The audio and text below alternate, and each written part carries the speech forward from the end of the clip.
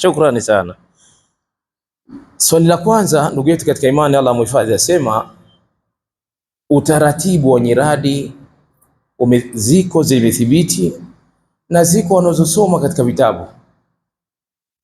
Naambia ukimtaja mtume mara ngapi? 12,000 labda.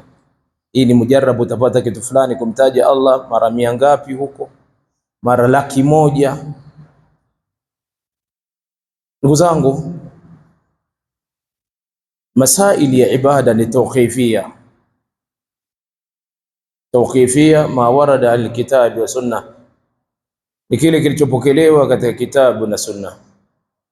Ziko adhkari ambazo baada ya swala maarufu 33 subhanallah 33, alhamdulillah 33, Allahu akbar 33, unamalizia la ilaha illa Allah wahdahu la sharika lah lahul mulku wa lahul hamdu wa huwa ala kulli shay'in qadir, kama ilivyokuja katika hadithi tamamul mi'a wa man kana dhalika ghufira lahu ma taqaddama min dhanbihi. Atakayefanya hivi hizi akakamilisha 100, basi madhambi yake yote yaliyotangulia amfanyaje? Atasamehewa. Simelelewa. Imekuja pia adhkari, aliuliza katika hadithi iliyopokelewa Fatima radhiyallahu anha akishtakia kuhusu kuchoka, Rasulullah sallallahu alaihi wasallam akamuonyesha hizi tasbih.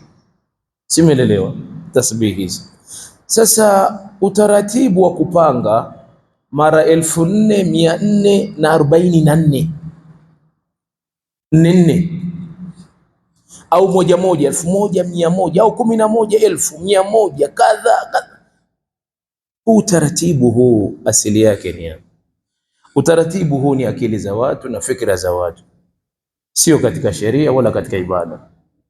Utaratibu hauko, kwa sababu Allah anatuambia nini? Fadhkurullaha qiyam, alladhina yadhkuruna Allaha qiyaman wa qu'udan wa ala junubihim wa yatafakkaruna fi khalqi samawati wal ardi rabbana ma khalaqta hadha batila, mpaka mwisho. Wale wanaomtaja subhanaka, mpaka mwisho. Wale wanaomtaja Allah subhanahu wa ta'ala wakiwa wamelala, wanatembea, wamelala, kwa hali zozote.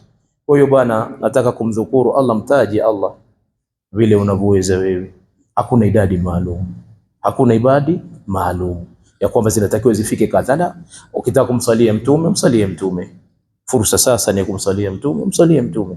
Hasa lailatul jumaa, usiku wa kuamkia Ijumaa, zidisheni salatu ala nabii sallallahu alaihi wa alihi wasallam. Kuna fadhila na kuna daraja kubwa sana, sawa bwana. Lakini hizi idadi kadhaa la, hizi hazikupokelewa katika sunna. Jazakallah khair.